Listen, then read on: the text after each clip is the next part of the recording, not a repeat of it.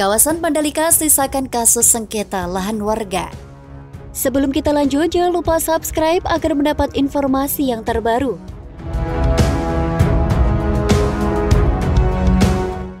Kawasan sirkuit Mandalika, Nusa Tenggara Barat terlihat lengang.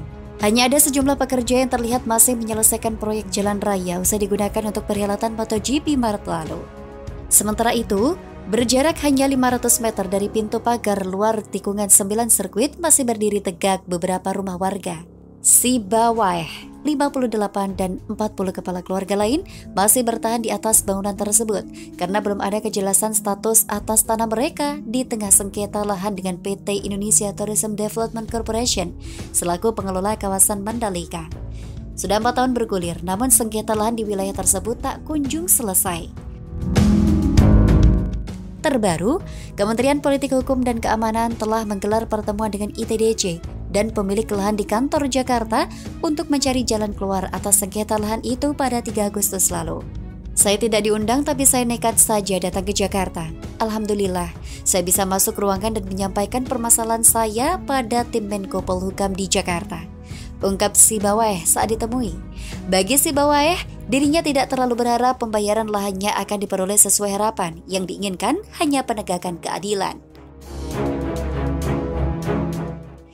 Saya ini hanya mau keadilan, apapun hasilnya. Saya hanya minta pengadilan mengeksekusi ulang lahan yang salah objek sebelum dilakukan land clearing oleh ITDC karena menganggap ini HPL, ungkap Sibawah. Solidaritas Aliansi Masyarakat Lingkar Kawasan Mandalika sejak Sabtu 13 Agustus 2022 menggelar Taman Raya atau gotong royong pembersihan lahan dan penanaman singkong di sejumlah lahan. Ini adalah bentuk protes kepada pemerintah dan PT ITDC atas berbagai persoalan, terutama sengketa lahan yang tak ada ujungnya ini. Ujar Hari Sandi Ame, perwakilan asli Mandalika. Sandi menekankan bahwa masyarakat hanya meminta sengketa atas lahan mereka segera diselesaikan dan pemerintah memenuhi hak demokratis masyarakat terdampak pembangunan KEK Mandalika. Masyarakat itu ingin mendapatkan ganti rugi yang layak, direlokasi di lokasi yang tidak mencerabut mereka dari wilayah kelola dan sumber ekonominya, kata Sandi. Mereka ini berladang atau petani dan nelayan. Jangan dijauhkan dari wilayah kelola sumber ekonomi mereka. Biasanya lahannya luas, di lokasi relokasi sangat sempit. Imbuhnya. Warga juga meminta jaminan lapangan kerja bagi pemuda lingkar kawasan Mandalika, serta meminta Pemda dan pemerintah pusat melakukan investigasi serta riset komprehensif terkait persoalan tersebut. Sandi mengingatkan bahwa pembangunan fasilitas untuk perhelatan MotoGP maupun World Superbike di kawasan Mandalika dilakukan di atas lahan masyarakat yang masih bersengketa. Menurutnya, proses skema pembebasan lahan yang selama ini berjalan pun syarat dengan intimidasi dan pelanggaran HAM. Masalah ini menyisakan setidaknya 3 masalah utama: salah bayar, dibayar sebagian, dan tidak dibayar sama sekali, kata Sandi.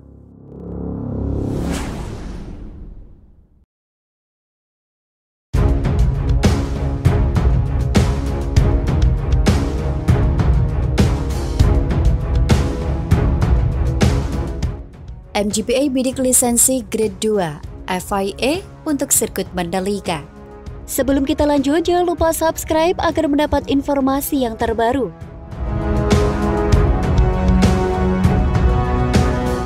Track Improvement sirkuit Mandalika mulai digarap Mandalika Grand Prix Association.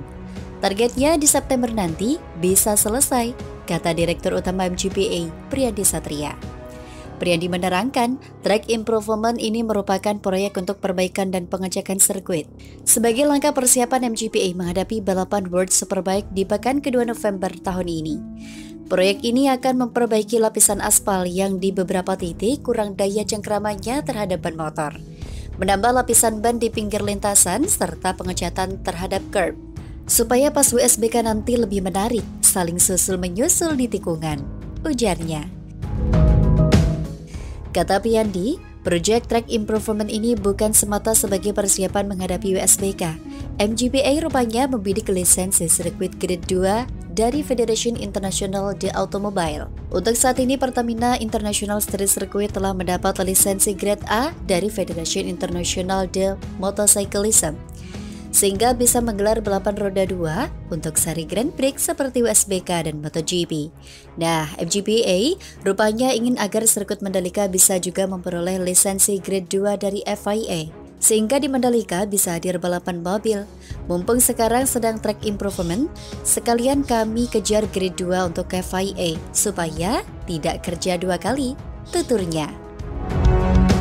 MGPA telah menunjuk konsultan asing yang memegang checklist dari FIM untuk apa-apa saja yang perlu diperbaiki di sirkuit Mandalika. Checklist itu kemudian ditanyakan juga ke FIA. Apakah improvisasi dari FIM tersebut bisa juga mencakup lisensi Grade 2 dari FIA? Nanti akan dicari jalan tengahnya, sehingga ketika project track improvement ini selesai, sirkuit Mandalika punya Grade A untuk FIM dan Grade 2 dari FIA. Harap Priandi. Sirkuit dengan Grade 2 dari FIA bisa menggelar banyak balap mobil level nasional maupun internasional, seperti GT World Challenge hingga Formula E. Ada banyak balapan di level Grade 2, ujar Priandi.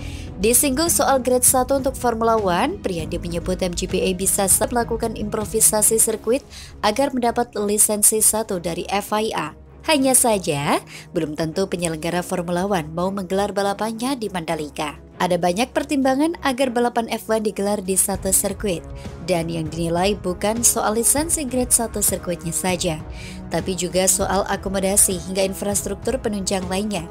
Misalnya harus ada ribuan kamar di hotel bintang 5 dan 4. Aksesibilitas menuju sirkuit harus tanpa macet. Formula One Group juga akan melihat penyelenggara MotoGP di Mandalika sebagai referensinya. Ya, sejauh ini meski penyelenggaraan sukses, namun belum mampu memberikan kenyamanan bagi penonton di seri perdananya.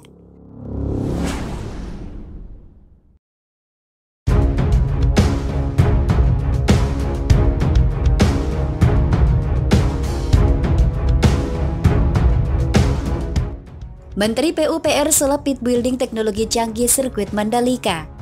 Sebelum kita lanjut, jangan lupa subscribe agar mendapat informasi yang terbaru.